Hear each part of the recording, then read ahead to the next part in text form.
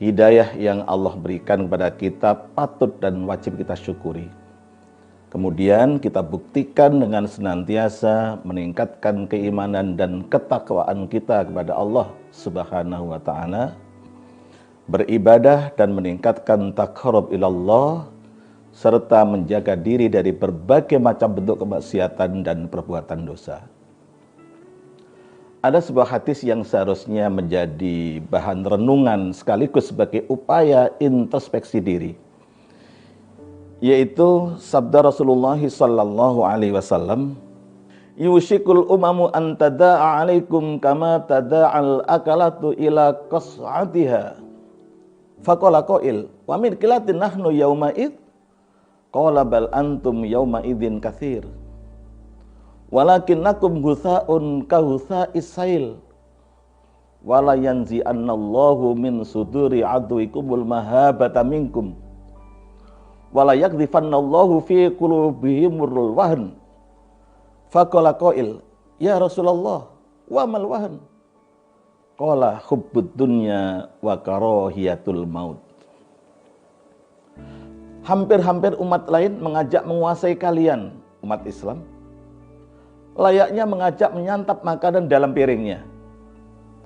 Seorang laki-laki berkata, apakah kami waktu itu berjumlah sedikit? Beliau menjawab, bahkan jumlah kalian pada waktu itu sangat banyak. Namun kalian seperti buih lautan. Sungguh Allah akan mencabut dari dada musuh kalian rasa takut kepada kalian, dan akan menanamkan ke dalam hati kalian al-wahn. Seseorang menyantap makanan dalam piringnya. Seorang laki-laki berkata, apakah kami waktu itu berjumlah sedikit? Beliau menjawab, bahkan jumlah kalian pada waktu itu sangat banyak. Namun kalian seperti buih lautan. Sungguh Allah akan mencabut dari dada musuh kalian rasa takut kepada kalian, dan akan menanamkan ke dalam hati kalian al-wahn. Seseorang lalu berkata, wahai Rasulullah, apakah itu al-wahn? Beliau menjawab, cinta dunia dan takut mati. Cinta dunia dan takut mati. Inilah ungkapan ringkas yang disampaikan Rasulullah Sallallahu Alaihi Wasallam 14 abad yang lalu untuk menggambarkan betapa lemahnya mental generasi akhir zaman. Saudara, apa yang disampaikan Nabi tersebut nampaknya kini telah menjadi kenyataan. Setiap hari kita menyaksikan peristiwa demi peristiwa dan beragam tingkah pola manusia di sekeliling kita. Sungguh telah jauh dari nilai-nilai kebenaran yang diajarkan Allah dan Rasul-Nya melalui Al-Quran dan Sunnah. Al-wahn, cinta dunia dan takut mati, memang membuat manusia disorientasi hidup, kehilangan arah dan orientasi hidup.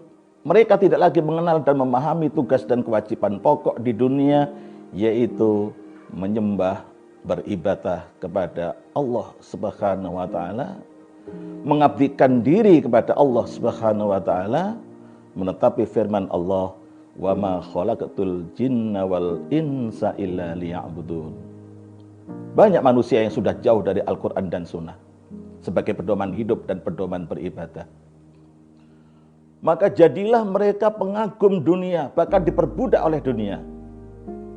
Padahal Nabi Muhammad Rasulullah Sallallahu Alaihi Wasallam telah mengingatkan dalam sebuah hadis yang diriwayatkan oleh Imam Muslim, Innad dunya khulwatun khabirah wa innallaha mustakhlifukum fiha fayanzuru kaifa ta'malun fattaqud dunya wattaqun nisa fa inna awala fitnati bani Israila kanat fin nisa.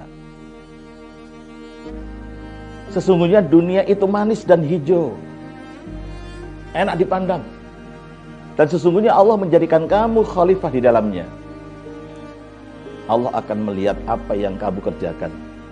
Maka berhati-hatilah pada dunia dan berhati-hatilah pada wanita.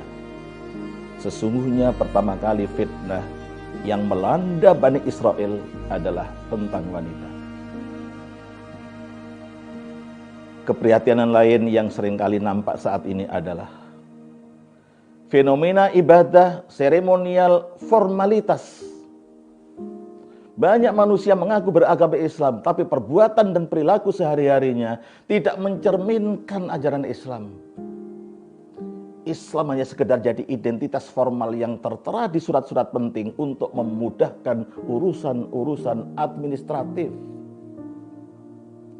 Sementara dalam kehidupan sehari-hari dipenuhi kedurhakaan kepada syariat Islam. Salat sering ditinggalkan tanpa perasaan berdosa. Zakat tidak ditunaikan secara sempurna. Bahkan ibadah haji dijadikan seperti sarana tamasya. Mushaf Al-Quran disimpannya dengan rapi di lemari. Tidak dibaca, tidak dipelajari, apalagi diamalkan.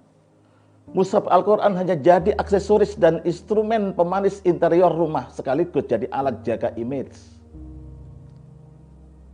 Senang bahkan berlomba-lomba membangun masjid-masjid, tetapi tidak senang memakmurkannya. Senang berdiskusi dan mengkaji tentang Islam, tetapi malas mengamalkan ajarannya secara paripurna. Pandai berbicara tentang Islam, tapi tidak mengimani dan mengamalkan ajarannya. Apa yang keluar dari lisan terkadang hanyalah kumpulan retorika sekedar untuk membuat orang terkagum-kagum pada identitas diri dan intelektualitasnya.